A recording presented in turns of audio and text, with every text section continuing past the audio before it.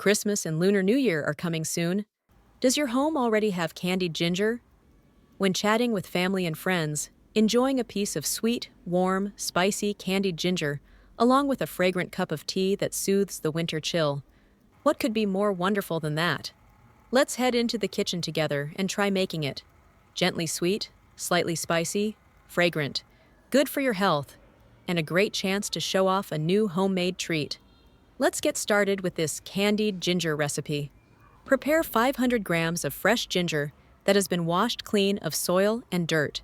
You should choose ginger that is neither too young nor too old for the best results. Ginger that is too old has a lot of fiber and a very strong spiciness, making it hard to eat. When cooked, it can also darken, making the jam look less appealing. On the other hand, young ginger lacks chewiness. When cooked, it tends to become mushy and doesn't taste as good. When choosing ginger for jam, it's best to pick large roots. After slicing and processing, you'll get nice, large ginger pieces with beautiful shapes that don't crumble easily. Now we start cleaning off the outer skin. Here, I'd like to share an easy and effective way to peel ginger with you. Usually, we use a knife to peel ginger, but it's slow and difficult because the knife is very sharp. If you work quickly, it's easy to cut your hand. Also, it's hard to control how much skin is removed, which leads to waste. Instead, take a stainless steel spoon. Use the handle of the spoon in place of a knife. The ginger skin comes off very easily and quickly. There's no risk of injuring your hands, and you won't lose any of the ginger flesh. Moreover, the narrow spoon handle can slip into tight crevices, allowing you to peel the skin smoothly. To make candied ginger that looks nice, you should not separate the ginger into small branches. Just slide the spoon into the narrow gaps between the branches to remove the skin.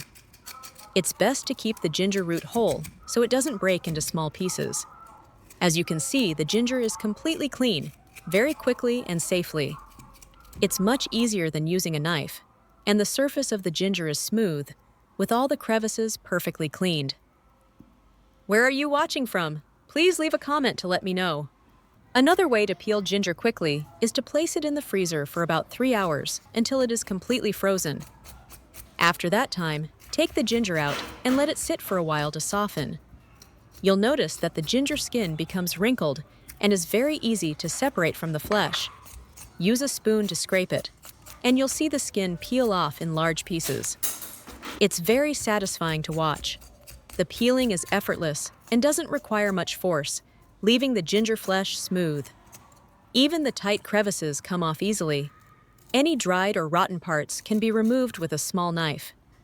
If you have time, you can use this method. If not, you can peel the ginger directly as usual. While peeling the ginger, prepare a bowl of water. As soon as each piece is peeled, place it directly into the water to prevent the ginger from turning dark. This way, the candied ginger won't become discolored. Don't throw away the ginger peel. You can use it to make foot soak water or dry it and grind it into ginger powder. After finishing peeling all the ginger, rinse it clean with water. Now lift it out and let it drain slightly. Then slice it thinly. Note that when slicing, the ginger should be neither too thick nor too thin. A thickness of about 2 to 3 millimeters is ideal. If the slices are too thin, the ginger loses its chewiness and easily breaks apart during boiling and candying. When cooking with sugar, the sugar won't coat evenly, and the candied ginger may curl and look unattractive. If the slices are too thick, the ginger will be too spicy, pungent, and strong. The sugar will have difficulty penetrating inside, causing the jam to be unevenly sweet. Before slicing the ginger thinly, prepare a bowl of cold water. As soon as you finish slicing, immediately put the ginger slices into the water to prevent them from turning dark. You should create a flat surface so the ginger can stand firmly on the cutting board. Then start slicing carefully. If you are not careful, it's easy to injure your hand. The larger the ginger slices, the more beautiful the candied ginger will be, with more varied shapes. Now rinse the ginger slices with water. Then lift them out. This ginger water can be used to make ginger paste soup, or to boil for a foot soak, which is very beneficial. Continue rinsing once more with clean water. Then transfer the ginger into a pan. Add water to fully cover the ginger. Now turn the heat to high and bring it to a boil. When the water starts heating up, stir the ginger while boiling so it releases some of its spiciness. At the same time, you will smell the characteristic warm, spicy aroma of ginger as the essential oils evaporate. Once the water comes to a boil, reduce to medium heat. Continue boiling for about 10 minutes. Boiling the ginger this way helps remove some of its spiciness and pungency. Stir occasionally so more of the ginger's spiciness dissolves into the water. The essential oils in ginger dissolve into the water very quickly. If you boil it too long, they can be absorbed back into the ginger.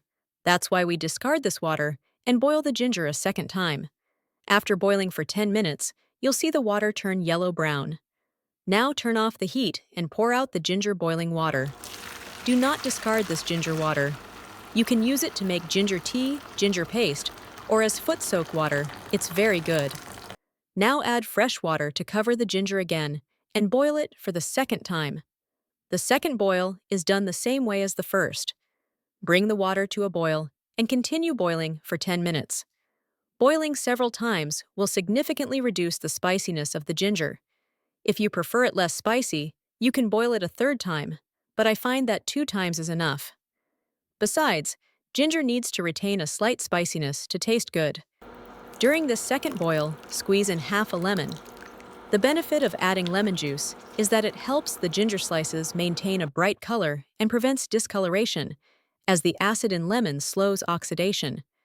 At the same time, it reduces the pungent spiciness of the ginger, making the candied ginger more pleasant to eat. It helps the ginger become firmer and clearer, resulting in beautiful slices that don't turn mushy during jam-making process, while also adding a light tang that balances the sweetness of the sugar. After boiling for 10 minutes the second time, lift the ginger into a colander to drain. Shake it. Shake, shake, shake to help it drain faster. Now transfer the ginger into a pan. Add 1 layer of ginger, then 1 layer of sugar. You can use granulated sugar, rock sugar, or brown sugar, depending on your preference. Then add another layer of ginger. Pour in the remaining sugar all at once. Remember to use the correct sugar ratio. For every 1 kilogram of ginger, use 500 grams of sugar. Here, I'm making half a kilogram, so I use 250 grams of sugar. For successful candied ginger, it's important to follow the correct ratio. You can use slightly more sugar, but not less, because there must be enough sugar to crystallize and coat the ginger evenly. Now leave it to marinate. With granulated sugar, it takes about 5 to 6 hours. With rock sugar, it takes 10 to 12 hours. Once the sugar has completely dissolved, it's ready. During the marinating process, stir occasionally so the ginger absorbs the sugar evenly. Now let's take a look. The sugar has dissolved and absorbed evenly into the ginger. The ginger slices look translucent. Place the pan on the stove to candy the ginger. First, turn the heat to medium until it comes to a boil. Stir the ginger occasionally. It's nice to know that we see each other all over the world.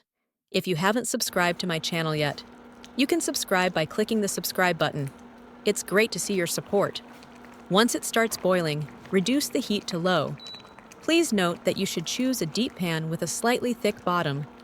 If the pan has a bottom that is too thin, the liquid will evaporate too quickly. Before the sugar has time to crystallize, the candied ginger may burn.